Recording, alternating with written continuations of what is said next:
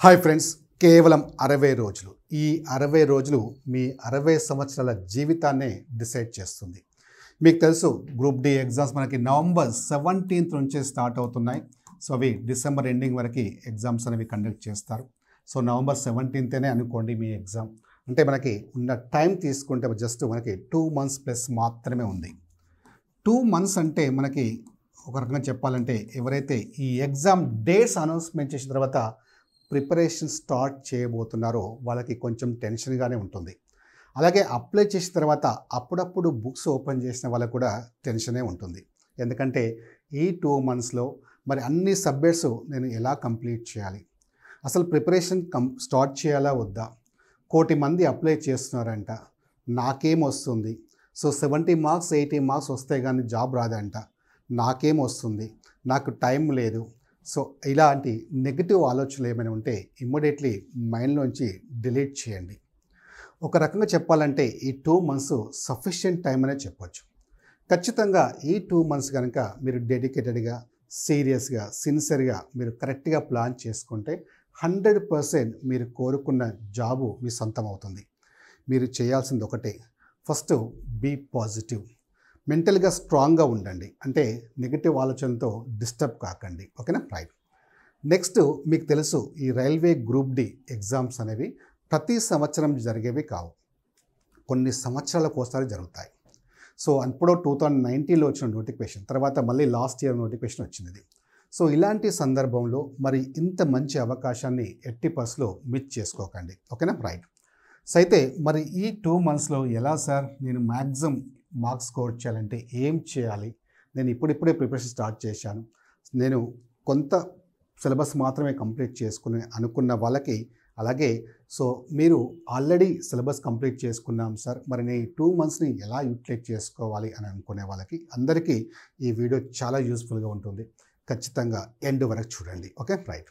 So మీకు తెలుసు ఇంకా సిలబస్ ఏంటి, సబ్జెక్ట్స్ ఏమిటో మీ అందరికీ అవగాహన ఉంది.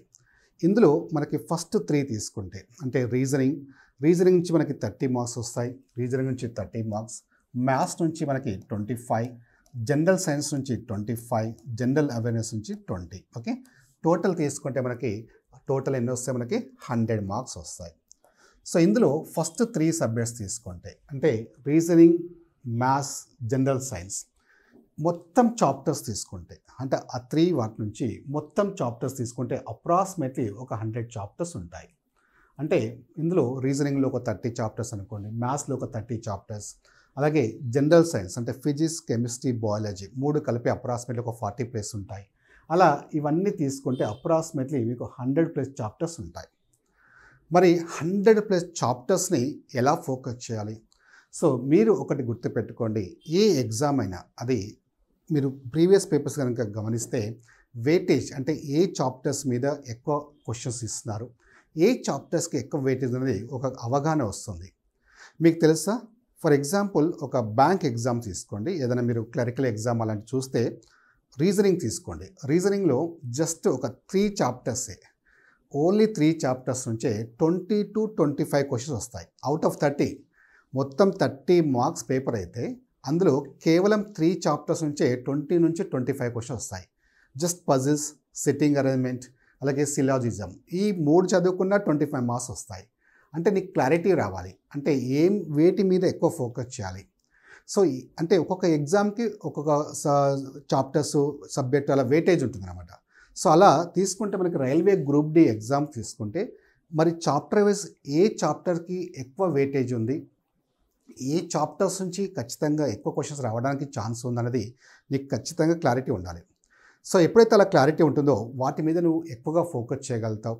అంటే తక్కువ టైంలోనే నువ్వు సిలబస్ తీసుకుంటే మనకు ఎక్కువ కవర్ చేయడానికి ఛాన్స్ ఉంటుంది, అంటే ఎక్కువ మార్క్స్ మనకు స్కోర్ చేయడానికి ఛాన్స్ ఉంటుంది. అయితే ఇందులో ఈ 3 సబ్జెక్ట్స్లో అంటే ఇవి రీజనింగ్, మ్యాథ్స్, అలాగే జనరల్ సైన్స్, ఈ 3 తీసుకుంటే ఇందులో అవుట్ ఆఫ్ 100 చాప్టర్స్కి మీరు 25 చాప్టర్స్, జస్ట్ 25 చాప్టర్స్ మీరు చదవగలిగితే 80 marksకి అంటే ఈ 3 యాడ్ చేస్తే మనకి 80 marks వస్తాయి.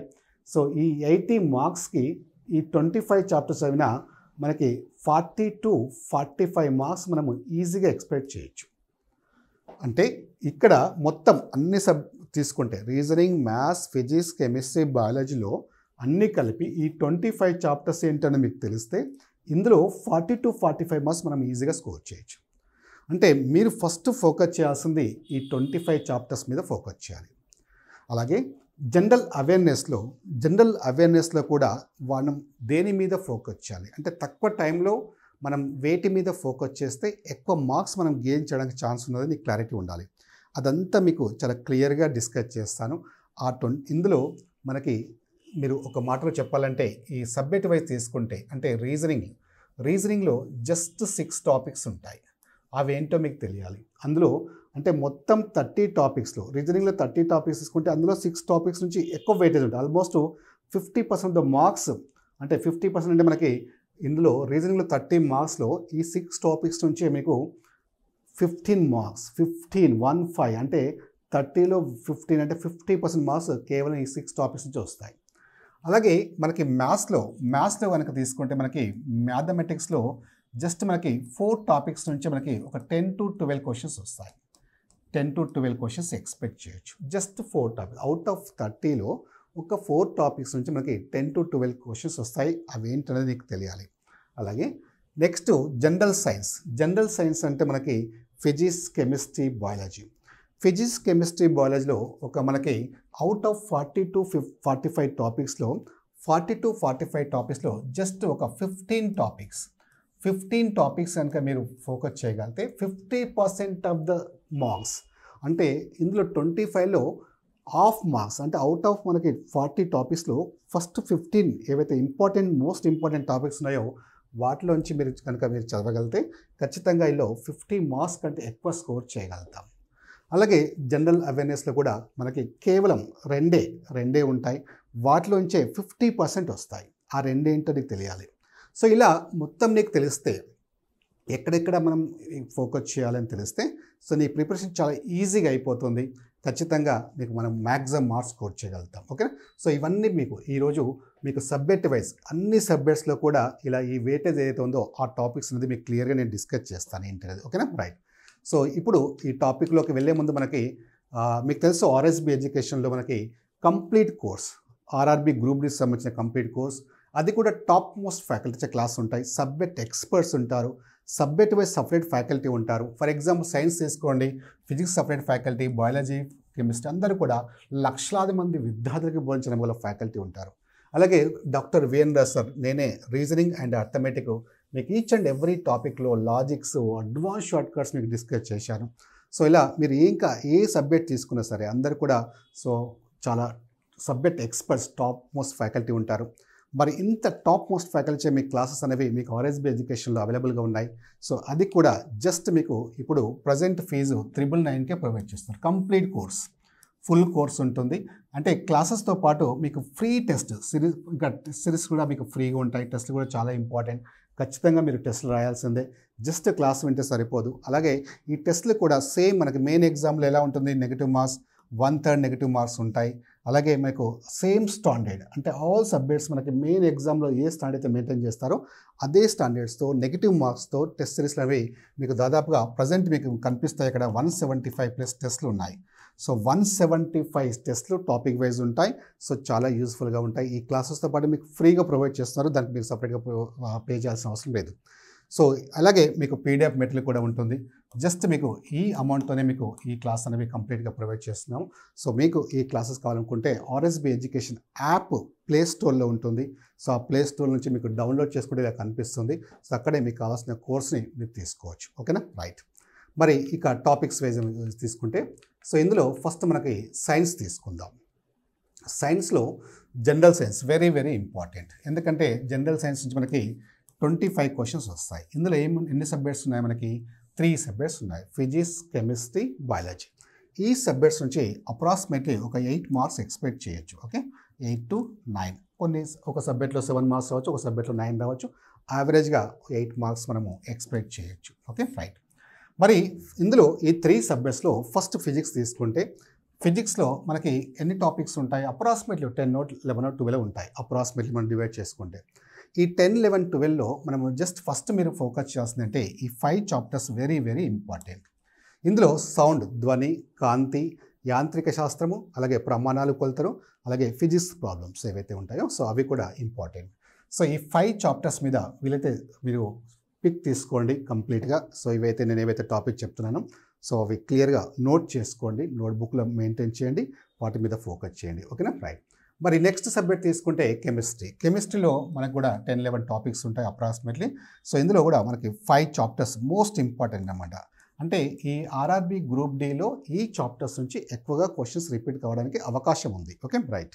సో ఇందులో లోహాలు, అలోహాలు, మూలకాల యొక్క ఆవర్తన వర్గీకరణ, పరిమాణం, నిర్మాణం, ఆమ్లాలు, క్షారాలు, అలాగే లవణాలు, రసాయన బంధం మరియు చర్యలు. ఓకే? సో ఇవి మనకి ఇంపార్టెంట్. అలాగే మనకి బయాలజీలో తీసుకుంటే ఈ 4 చాప్టర్ చాలా ఇంపార్టెంట్. సో ఇందులో మనకి కణజాలము, మానవ శరీరము, ప్రోటీన్, విటమిన్స్, మినరల్స్, అలాగే రక్త ప్రసరణ. సో ఈ 4 చాప్టర్స్ మనకి బయాలజీలో ఇంపార్టెంట్. సో నెక్స్ట్ తీసుకుంటే మనకి రీజనింగ్. సో రీజనింగ్లో ఏమి ఇంపార్టెంట్ ఇంతకుముందు చెప్పాను. రీజనింగ్లో మనకు తీసుకుంటే ఎన్ని చాప్టర్స్ మోస్ట్ ఇంపార్టెంట్ చెప్పాను? 6 చాప్టర్స్. అందులో ఫస్ట్ వన్ రీజనింగ్లో ఫస్ట్ అండ్ మోస్ట్ ఇంపార్టెంట్ ఏంటంటే మనకి లెటర్స్, అలాగే నెంబర్స్. నెక్స్ట్ థర్డ్ వన్ తీసుకుంటే మనకి sitting arrangement. Very very important. ఖచ్చితంగా వీటి మీద ఫోకస్ చేయండి, ఎక్కువ మార్క్స్ వస్తున్నాయి. నెక్స్ట్ కోడింగ్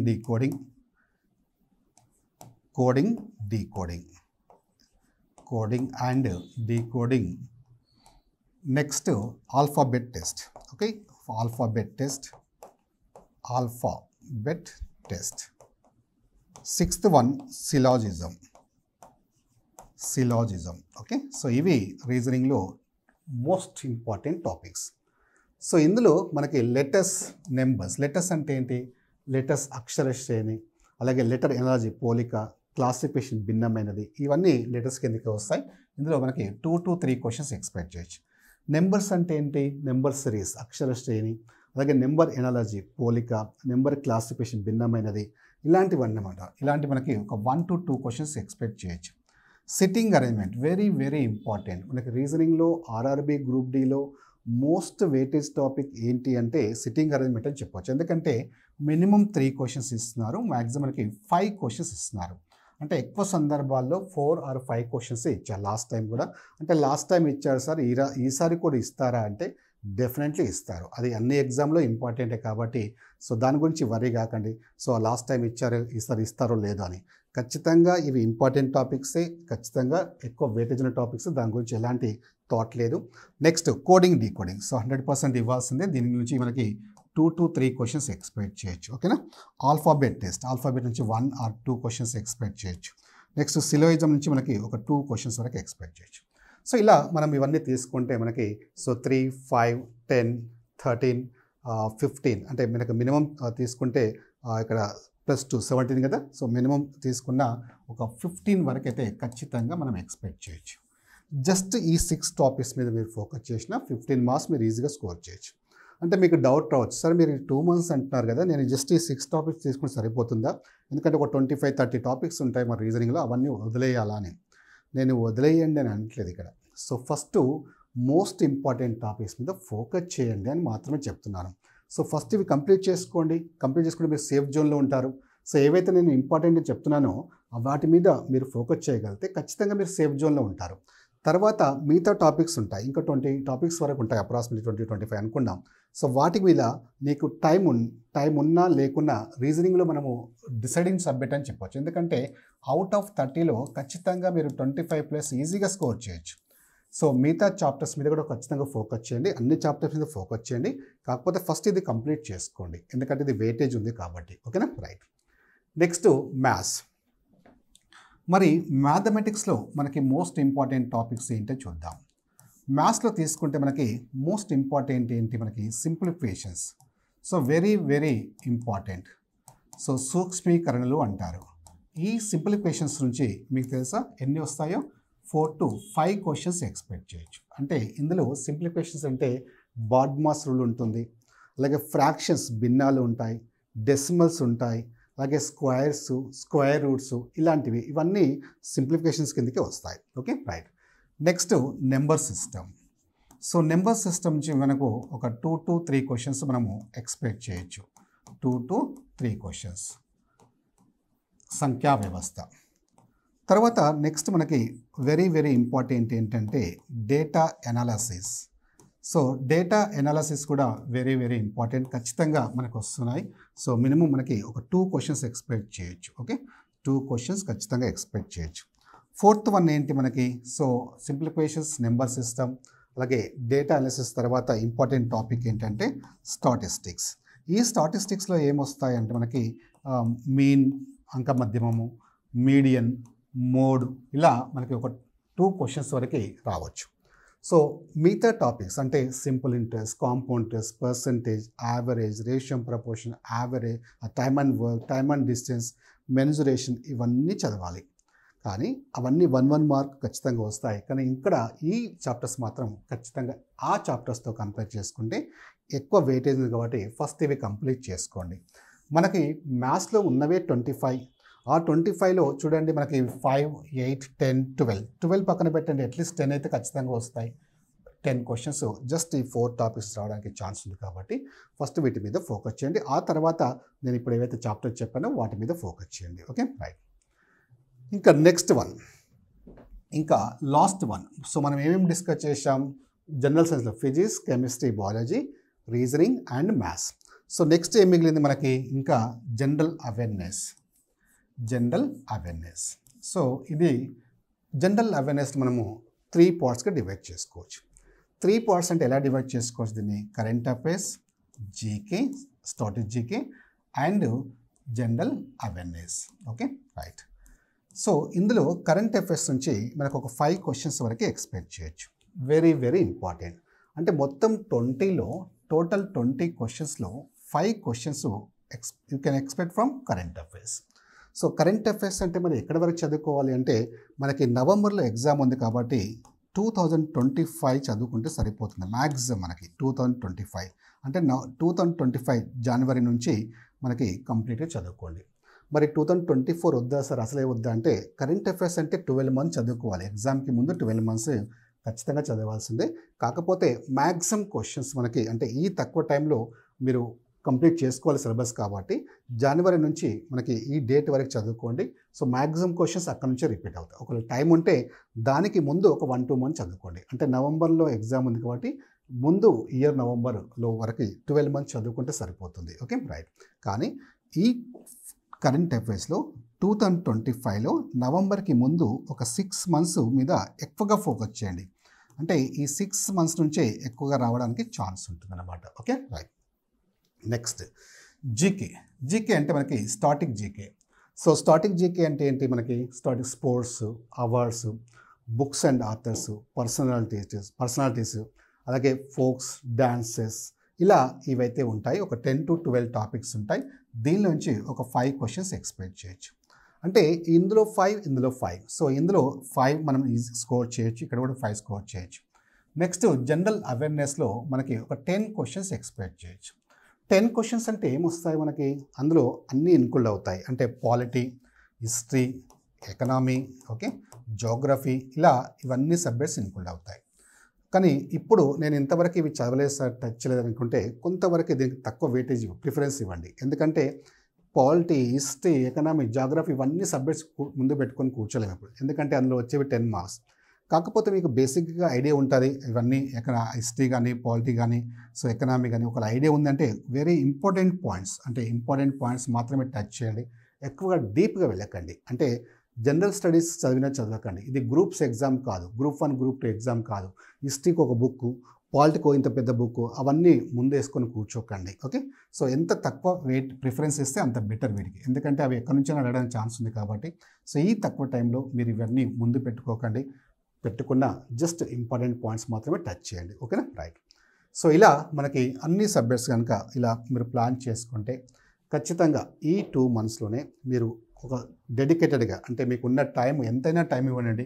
ఫర్ ఎగ్జాంపుల్ మీకు ఒక డైలీ 8 అవర్స్ ఉందనుకోండి, మీకు దాన్ని డివైడ్ చేసుకోండి. ఆ 4 సబ్జెక్ట్స్ని డివైడ్ చేసుకోండి. అంటే ఫస్ట్ రీజనింగ్కి ఎంత టైం స్పెండ్ చేయాలి, ఫర్ ఎగ్జాంపుల్ రీజనింగ్కి 2 అవర్స్ చేయాలి. సో అలాగే మ్యాథ్స్కి ఒక 2 అవర్స్ చేయాలి, జనరల్ సైన్స్కి ఒక 2 అవర్స్, నెక్స్ట్ జనరల్ అవేర్నెస్కి ఒక 2 అవర్స్ ఇలా డివైడ్ చేసుకోండి. లేదు సార్ నాకు కొంచెం ఇది పర్లేదు నేను ఇది అంటే నాకు మ్యాథ్స్ ఇబ్బంది అవుతుందంటే దీనికి 3 అవర్స్ తీసుకోండి. లేదు సార్ నాకు ఇది కూడా కొంచెం మేనేజ్ చేయగలుగుతానంటే దీనికి 3 అవర్స్ తీసుకోండి. అంటే ఇక్కడ మీ కన్వీనియంట్గా మీ అకార్డింగ్ టు మీకు ఎలా అయితే మీరు కరెక్ట్గా సూట్ అవుతుందో దాన్ని బట్టి అలా టైం టేబుల్ పెట్టుకొని ఖచ్చితంగా ఆ టైం టేబుల్ని సిన్సియర్గా ఫాలో కండి. ఇక్కడ కన్సిస్టెన్సీ చాలా ఇంపార్టెంట్. అంటే ఎవ్రీ డే ఇంకా టిల్ ఎగ్జామ్ వరకు ఈ టైం టేబుల్ ఖచ్చితంగా మెయింటైన్ చేయండి. ఓకే, సిస్టమేటిక్గా సీరియస్గా ప్లాన్ చేసుకోండి. అలాగే మీరు ఎవ్రీ వీక్ లేదా మనకి మధ్యలో కూడా టెస్ట్లు అటెంప్ట్ చేస్తూ ఉండండి. ఖచ్చితంగా టెస్ట్లు అటెంప్ట్ చేయండి. So first topic wise attempt చేయండి. ఫస్ట్ గ్రాండ్ టెస్ట్ అటెంప్ట్ చేయకండి. ఎందుకంటే నీకు గ్రాండ్ టెస్ట్ అటెంప్ట్ చేస్తే ఏం తెలుస్తుంది, ఏం రాదు కదా. సో మొత్తం సిలబస్ ఎండింగ్కి వచ్చిన తర్వాతనే గ్రాండ్ టెస్ట్ అటెంప్ట్ చేయాలి. ఫస్ట్ స్టార్టింగ్లో కాబట్టి స్టార్టింగ్లో టాపిక్ వైజ్ టెస్ట్లు అటెంప్ట్ చేయండి. మీకు ఆర్ఎస్బి ఎడ్యుకేషన్లో ఇంతకుముందు చెప్పినట్టు 175+ టెస్ట్లు ఉన్నాయి. సో అది కూడా సేమ్ స్టాండర్డ్తో ఉన్నాయి కాబట్టి చాలా యూస్ఫుల్గా ఉంటాయి. ఆ క్లాసెస్ వింటూ లేదా చదువుతూ ఉన్నప్పుడు. సో ఆ తర్వాత ఇమ్మీడియట్లీ ఆ టాపిక్ సంబంధించి టెస్ట్ అటెంప్ట్ చేయండి. ఎందుకంటే నెగిటివ్ మార్క్స్ కూడా ఉన్నాయి, 1/3 నెగిటివ్ మార్క్స్ ఉన్నాయి. టైం మేనేజ్మెంట్ చాలా ఇంపార్టెంట్. మెయిన్ కాంపిటేటివ్ ఎగ్జామ్లో నువ్వు ఎంత ప్రిపేర్ అయినా ఆ టైంని మనం ఓవర్కమ్ చేయకపోతే ఖచ్చితంగా ప్రాబ్లం అవుతుంది. ఎందుకంటే మీకు ఉన్న టైం 90 మినిట్స్, అక్కడ ఉన్నది మనకి 100 క్వశ్చన్స్. ఓకే, సో అంత ఈజీ కాదు. ఓకే, ఎంతో స్పీడ్ మెయింటైన్ చేస్తే తప్ప మనం ఆ స్కోర్ చేయలేం. సో అందుకే టైం మేనేజ్మెంట్ని ఓవర్కమ్ చేయాలంటే సైమల్టేనియస్లీ టెస్ట్లు అనేది అటెంప్ట్ చేస్తేనే ఎప్పటికప్పుడు నువ్వు సెల్ఫ్ అనాలిసిస్ చేసుకోవడానికి అవకాశం ఉంటుంది. ఓకేనా, ఆల్ ది బెస్ట్.